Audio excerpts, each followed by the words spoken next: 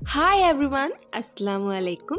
Welcome to my channel Isha's Kitchen. இன்னைக்கு இந்த சேனல்ல நான் உங்களோட leftover ஆயின puttu and paratha இதை வச்சு குயிக் அண்ட் ஈஸியான ஒரு சிம்பிளான ரெசிபி ஷேர் பண்ணுவோம் அப்படின்னு பார்க்குறேன்.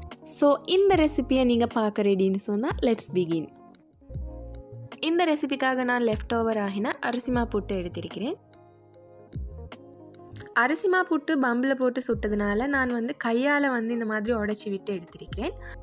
இது கோoni isso. நான் கொஞ்சம் பெரிய kooni isso எடுத்திருக்கிறேன். நாங்கள் லெஃப்ட் ஓவர் ஆகின இந்த மாதிரி புட்டு இல்லாட்டி இடியாப்பத்தை தாளிக்கிற டைமில் இந்த மாதிரி kooni issoவும் சேர்த்து தாளித்தோம்னா நல்ல டேஸ்ட்டாக இருக்கும். அண்ட் கேரட்டை கிரேட் பண்ணி எடுத்துக்கொண்டிருக்கிறேன். அதோட கொஞ்சமாக வெங்காயத்தை வெட்டி எடுத்துக்கிறேன். அண்ட் கருவேப்பிலை, ரம்பை, தக்காளி, அடுத்தது லாஸ்ட்டாக சொசேஜஸையும் இந்த மாதிரி சின்ன சின்ன பீசஸாக கட் பண்ணி எடுத்துக்கொண்டிருக்கிறேன். பேன் ஹீட் ஆகினதுக்கு பிறகு 1 டேபிள் ஸ்பூன் மாதிரி ஆயில் ஆட் பண்ணிக்கொள்கிறேன். ஆயில் ஹீட் ஆகினதுக்கு பிறகு கட் பண்ணி வச்சிருக்கிற சொசேஜஸை ஆட் பண்ணிக்கொள்கிறேன்.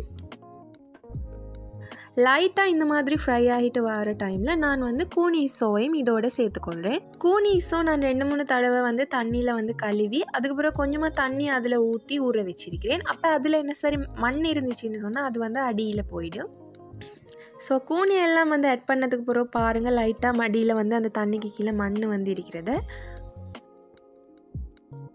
இந்த மாதிரி சார்ட் பண்ணி எடுத்துக்கொண்டதுக்கு பிறகு தக்காளி, ரம்பை, கருவேப்பிலை இது ரெண்டையும் சேர்த்து நான் மிக்ஸ் பண்ணிவிட போகிறேன்.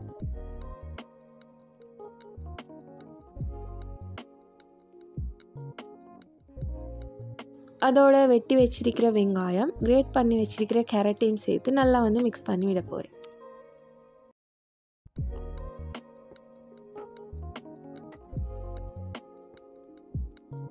இப்போ நான் 1 டேபிள் ஸ்பூன் சால்ட்டும், 1 tablespoon pepper powder, 1 tablespoon chilli powder, 1/2 tablespoon turmeric பவுடரும் கொஞ்சமாக சிக்கன் ஸ்டாக் பவுடரும் சேர்த்து நல்லா மிக்ஸ் பண்ணி விட போகிறேன்.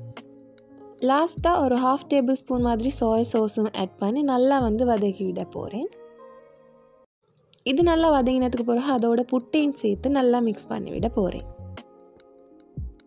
பார்க்குறதுக்கே எச்சி ஊறக்கூடிய குயிக் அண்ட் ஈஸியான எங்களோட தாளிச்ச புட்டு ரெடி. ஸ்கூல் போகிற கிட்ஸுக்கு அவங்களோட லஞ்ச் பாக்ஸில் வச்சு கொடுக்குறதுக்கு ஒரு பர்ஃபெக்டான சாப்பாடாக இது இருக்கும். லெஃப்ட் ஓவர் ஆகின புட்டை என்ன தான் அடுத்த நாள் நாங்கள் சூடு பண்ணி சாப்பிட்டாலும் அது ஃப்ரெஷ்ஷாக அந்த டைமில் செஞ்சு சாப்பிட்ற மாதிரி இருக்காது. ஸோ இந்த மாதிரி செஞ்சு சாப்பிட்டீங்கன்னு சொன்னால் நல்லா விரும்பி சாப்பிடக்கூடிய மாதிரி இருக்கும். டேஸ்ட்டும் நல்லா இருக்கும். ஸோ நீங்களும் ட்ரை பண்ணி பாருங்கள்.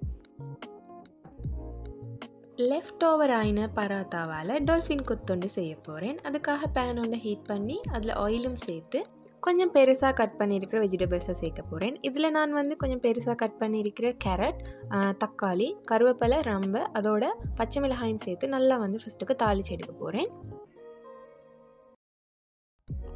இப்போ நான் இதோட 1 டேபிள் ஸ்பூன் மாதிரி சில்லி பவுடரும், 1/2 டேபிள் ஸ்பூன் மாதிரி டர்மரிக் பவுடரும், 1/2 டேபிள் ஸ்பூன் மாதிரி pepper powder and 1 tablespoon சால்ட்டும் சேர்த்து நல்லா இந்த மாதிரி மிக்ஸ் பண்ணி விட போகிறேன். இப்போ நான் ரவுண்டாக வெட்டி வச்சிருக்கிற வெங்காயத்தையும் இதோட சேர்த்து நல்லா வதக்கி விட போகிறேன். இதோட 1 டேபிள் ஸ்பூன் மாதிரி சோயா சாஸும் ஆட் பண்ணிக்கொள்ள போகிறேன். லாஸ்ட்டாக 1 டேபிள் ஸ்பூன் மாதிரி டொமேட்டோ சாஸும் ஆட் பண்ணிக்கொள்ள போகிறேன்.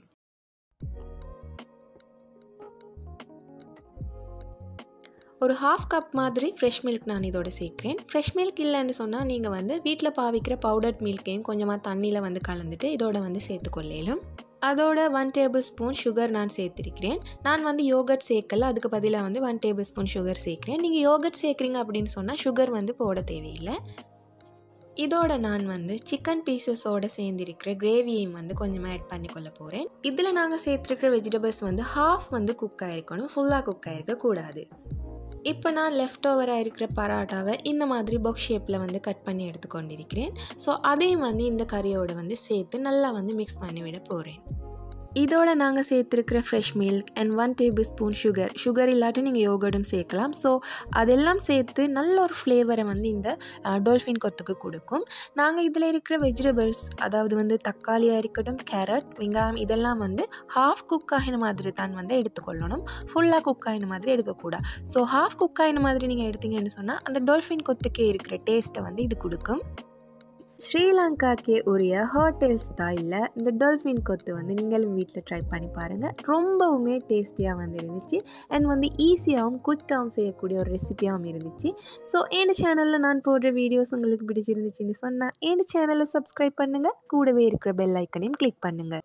நான் போடுற வீடியோஸை உங்களோட ஃபேமிலி மெம்பர்ஸ் ஃப்ரெண்ட்ஸுக்கு ஷேர் பண்ணுங்கள், லைக் பண்ணுங்கள், கமெண்ட் பண்ணுங்கள். இன்னொரு வீடியோவில் நான் உங்களை சந்திக்கிறேன். until then bye bye from Isha.